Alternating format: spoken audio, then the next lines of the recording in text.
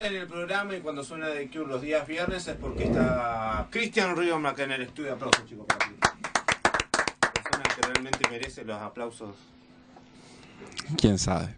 Bueno, pero muy bueno lo de The Cure. Y justamente hoy, más que nunca que hablamos, hoy vamos a hablar de las elecciones en Gran Bretaña. La banda de Robert Smith viene de aquellos lares. Y hoy atendemos a los ingleses. Y hoy atendemos a los ingleses, y no solamente ingleses, también escoceses, irlandeses del norte. Vamos a hablar porque han votado los señores. Y bueno, con un resultado que le voy a decir, porque acá siempre, este espacio no es, ya lo dijimos muchas veces, no es neutral, ¿eh? No, para nada. Nosotros hablamos de política internacional, informamos, pero tomamos partido, Sí. tomamos parte. Y a mí no me gustó la elección.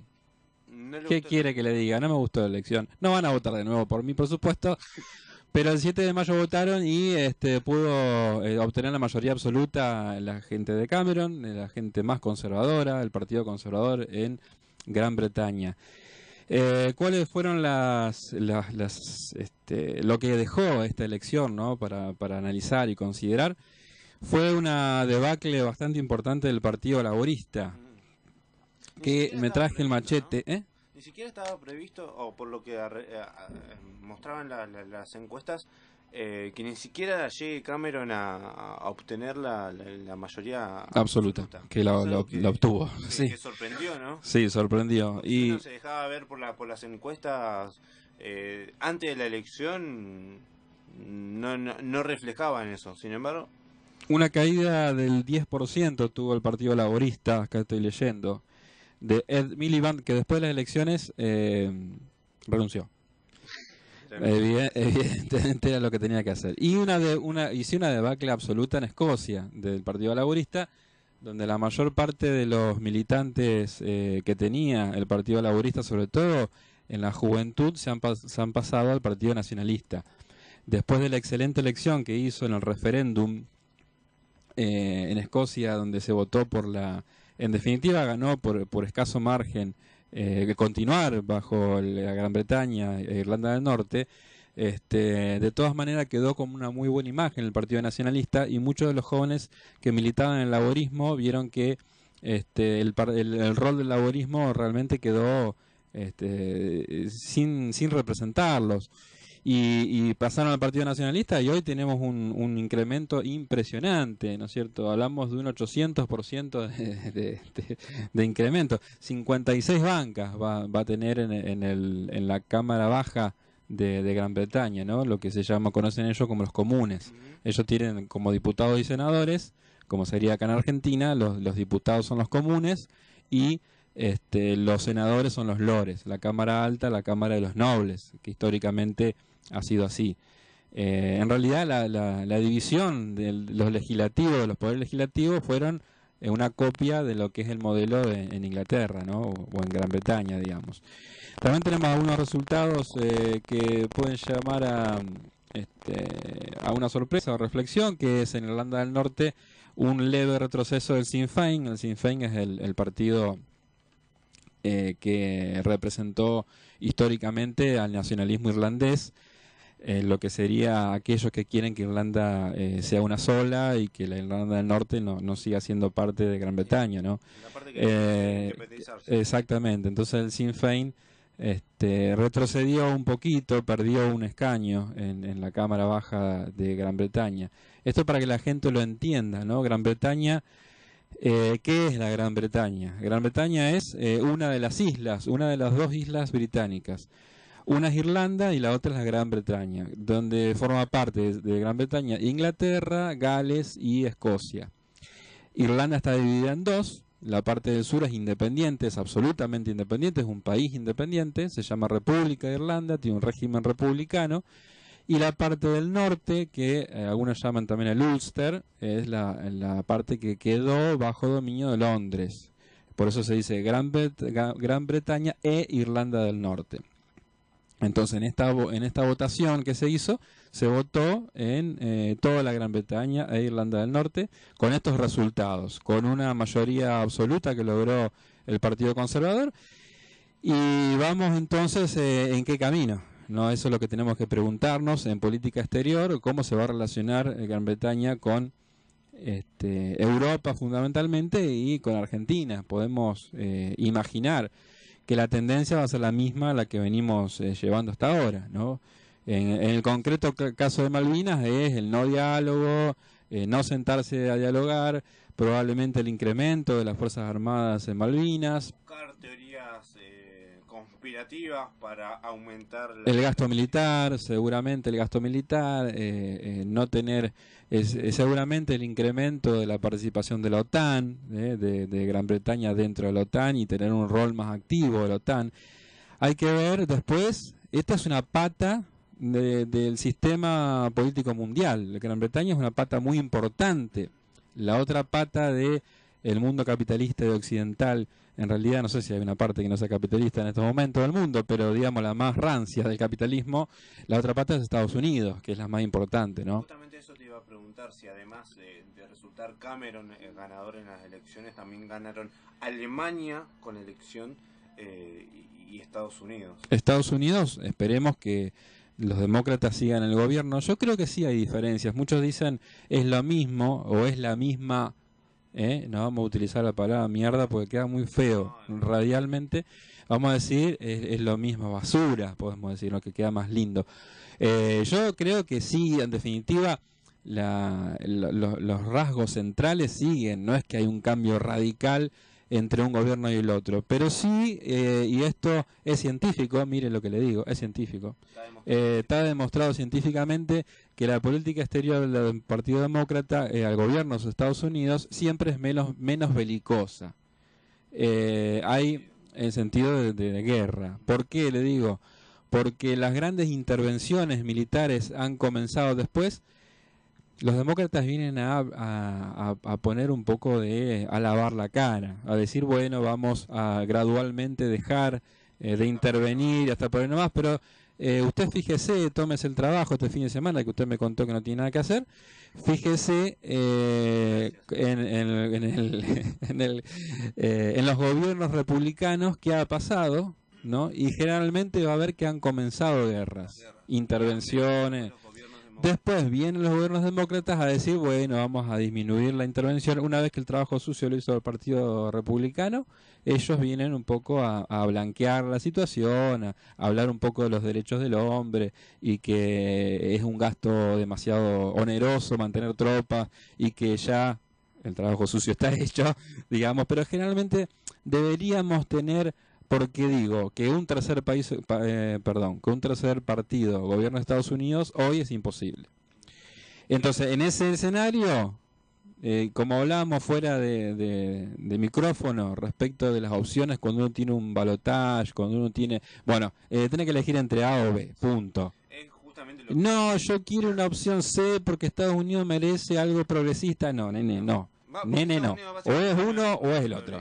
Claro. Como siempre decimos nosotros acá en el programa, si lo tenemos que categorizar y poner de un lado del otro, tanto los gobiernos de Gran Bretaña como Estados Unidos son gobiernos de derecha. Claro. Y en esa elección justamente con la que vos decís, y bueno, los que son menos de derecha... Sí, el famoso mal menor. Claro, el famoso mal menor, exactamente. Y en Gran Bretaña, para volver a Gran Bretaña, el Partido Laborista, que es, ya lo hemos dicho acá, el que comenzó en su momento, hace muchísimos años atrás, como el Partido de los Trabajadores, de ahí viene la palabra, ¿no? De la labor, ¿no? Del trabajador, ¿no? Del trabajo, por contraposición a los conservadores, y así nació, por contraposición a los conservadores. A lo largo del tiempo se fue desdibujando y terminó en una crisis de representatividad enorme. Por eso hoy se vuelcan, ha crecido un poco el partido ecologista, se vuelca el voto a los nacionalismos, como en este caso en Escocia, ¿no? Entonces, deberíamos abogar por una opción más cercana a centro-izquierda. Justamente ahora, con la renuncia del presidente del Partido Laborista, el debate que se abre es si ir más hacia el centro o, según tus palabras, a las cuales adhiero, por supuesto, no es una crítica, sino más a la derecha, sería volcarse definitivamente a la derecha y en realidad terminar de disputarle el voto conservador a los propios conservadores. Esa es una estrategia política. No la valoro moralmente, ni éticamente, ni nada. Simplemente una estrategia política. ¿Qué hacemos? O bueno, ya que la sociedad gira a la derecha, le voy a disputar el voto de derecha del Partido Conservador. Esa es una opción del Partido Laborista, derechizarse más todavía. Para disputarle el voto y después transformarlo en centro izquierda. No, después no, yo creo que ahí queda. Y la otra es las corrientes más de centro izquierda que están dentro del Partido Laborista, que hasta ahora han perdido vuelo, pero bueno, decir, bueno, vieron que yo tenía razón, podrían decir, hay que girar más a la izquierda, o sea, hay que volver a recuperar el voto que se fue al nacionalismo, volver a recuperar el voto que se fue a partidos menores, como puede ser el Partido Ecologista, el Partido Verde, etcétera, etcétera. Entonces, en esa discusión va a estar inserto la interna del Partido Laborista de acá al futuro. Inglaterra siempre tuvo una postura bastante aislacionista respecto del resto de Europa, ¿no? Le ha costado mucho a Europa el proceso de integración. No es lo mismo lo que pudieron llevar adelante tanto Francia como Alemania, que fueron quienes más sufrieron la guerra, si bien los bombardeos en Londres fueron tremendos, pero generalmente lo que ha sufrido más históricamente desde siempre las guerras en Europa ha sido Alemania y Francia. Entonces, el camino de integración, o al menos de ponerse de acuerdo en las grandes políticas que tienen que ver con la economía y con otros temas, con la ciudadanía europea, qué hacer con los inmigrantes, que hoy esos son los temas primordiales. Creo que esos temas lo va a seguir llevando adelante Alemania y Francia, y Gran Bretaña jugando siempre desde afuera, ¿no? Por una cuestión geográfica primero, hay un mar que los separa y también unas cuantas ideas que los pueden llegar a separar. Otras los unirán, pero no es todo lo mismo. Es decir, está el rol de la OTAN, como hablábamos recién, ¿qué va a seguir? Va a seguir avanzando, se va a seguir expandiendo hacia el oriente, Europa como institución y la OTAN como institución guerrera, como el brazo armado del capitalismo occidental, digamos, ¿no? ¿En contra de quién? Bueno, en contra de Rusia, en contra de quienes se lo opongan. No creo que no discriminan, digamos.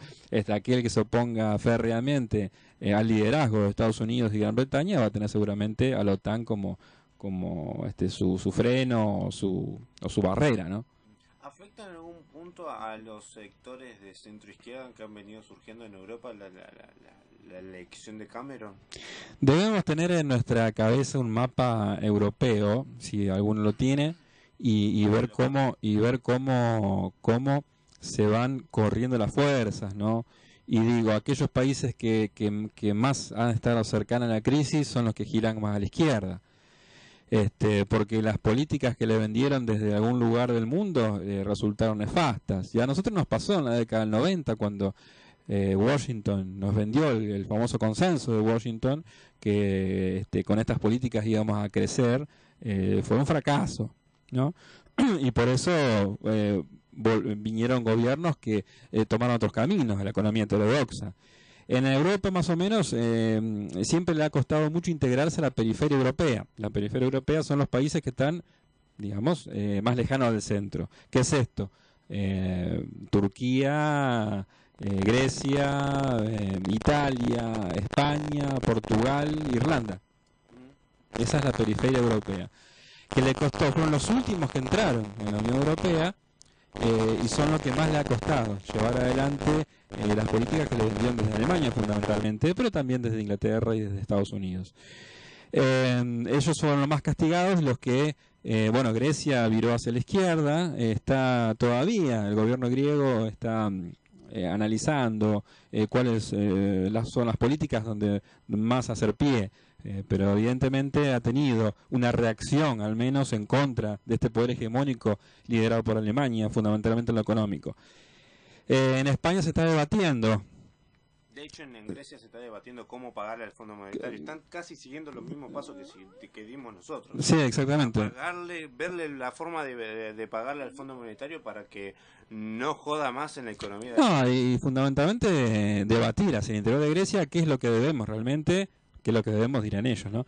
¿Qué es lo que debemos? ¿Qué es lo que se debe? Y si es genuino.